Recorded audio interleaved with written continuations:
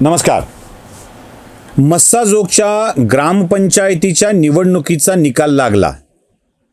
एका गावची ग्रामपंचायत ज्यात एकूण 2084 मतदान आहेत, त्याचं विश्लेषण राज्यस्तरावर राष्ट्रीय स्तरावर केलं जावं किंवा त्यावर काही बोललं जावं असं अपेक्षित नाही आहे. पण तरीही मी बोलतोय, कारण ही ग्रामपंचायत, या ग्रामपंचायतीचे सरपंच राष्ट्रीय पातळीवर गाजलेले आहेत. संतोष देशमुखांचं अपहरण झालं, अत्यंत घृणास्पद पद्धतीने त्यांची हत्या झाली.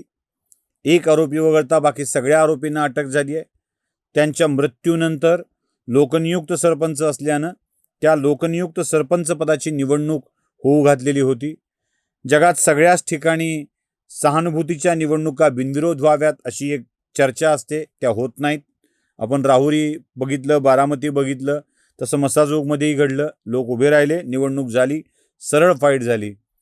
अपेक्षित आहे की सहानुभूतीची लाट म्हणून संतोष देशमुखांचा वारसा जे चालवतात त्यांना विजयी केलं जावं.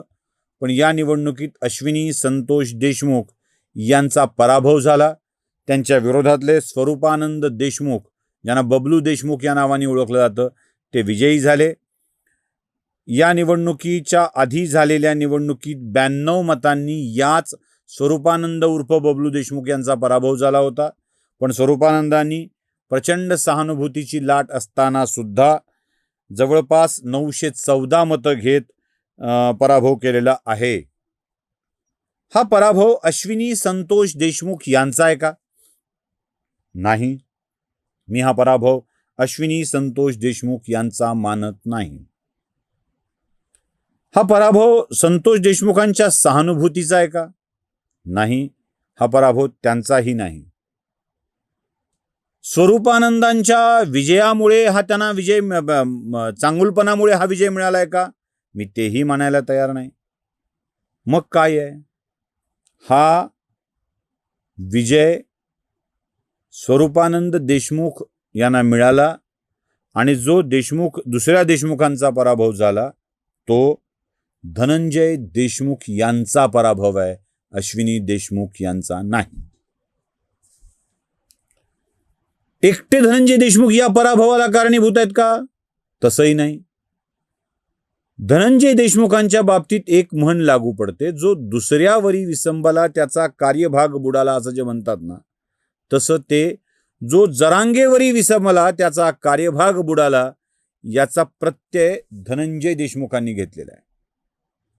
मस्साजोगच्या निवडणुकीतील धनंजय देशमुख यांची आत्तापर्यंतची कार्यपद्धती, त्यांचं वर्तन, त्यांची भाषा, या सगळ्या गोष्टी अश्विनी देशमुख यांच्या पराभवाला कारणीभूत ठरलेल्या आहेत.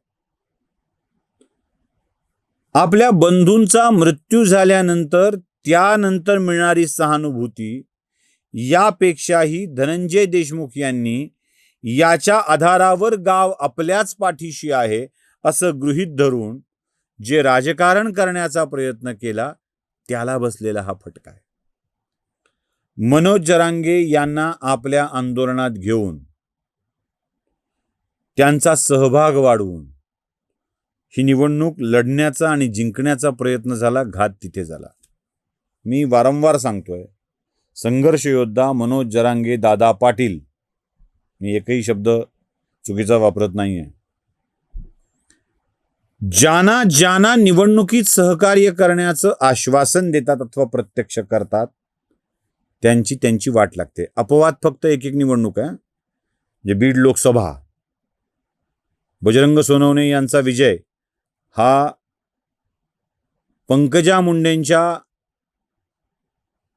अतिविश्वासामुळे घडलाय. मी विजय होणारच आहे, त्याने म्हणतात मी डॉक्टर आहे निवडणुकांच्या मधली, मला आता कळलंय का असं विजय व्हायचं ते. परळीतला पराभव झाल्यावरही आपण डॉक्टर नाहीत हे त्यांना कळलं नाही. लोकसभेला ते तशाच लढायला गेले आणि त्यांचा पराभव झाला. बजरंग सोनवणेंचा एक विजय आणि थोडंफार गेवराई विधानसभा मतदारसंघातला, थोडंफार म्हणतोय मी, त्यानंतरच्या जरा बघा तपासून. विधानसभेच्या निवडणुकीत वाट लागली राजेश टोपे यांची. राजेश टोपे खरं तर मनोज जरांगेंचे करता धरता असं म्हटलं वावगं ठरणार नाही. राजेश टोपे जरांगेंचं समर्थन घ्यायला गेले आणि आपल्या मतदारसंघात पराभूत झाले. जरांगे कारणीभूत आहेत. त्याला कारण हार जरांगे ठरले.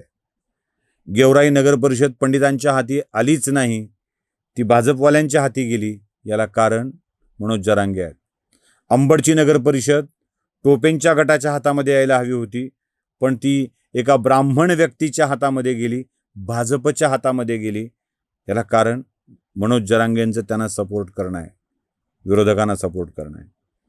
अंबड विधानसभा बदनापूर विधानसभा मतदारसंघातून अंबड त्यामध्ये येतं. नारायण कुचे विजयी झाले, ज्यांना तीव्रतर विरोध मनोज जरांगेंनी केला होता, पण कुचे विजयी झाले. अंबडची नगरपालिका जिंकली. घनसावंगीची आमदारकी जरांगेंच्या समर्थकांनी न जिंकता त्यांच्या विरोधकांनी जिंकली. गेवराईची नगर परिषद जरांगेंनी समर्थन केलेल्या लोकांना जिंकता आली नाही. बीडची नगर परिषद जरांगेंनी समर्थन केलेल्या लोकांना जिंकता आली नाही. माजलगावची नगर परिषद जरांगेंनी समर्थन केलेल्या लोकांना जिंकता आली नाही. मी लोकल निवडणूक सांगतोय बरं का.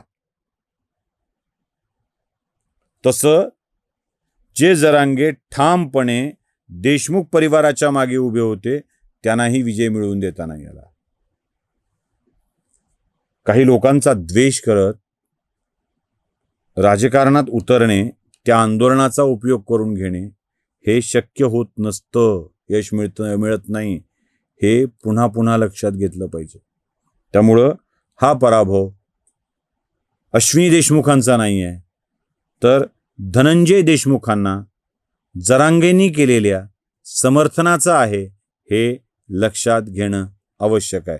मला वाटतं लोकांनी लक्षात घेण्यापेक्षा धनंजय देशमुखांनी जास्त लक्षात घेणं आवश्यक आहे. नमस्कार. जागृतीचा विधायक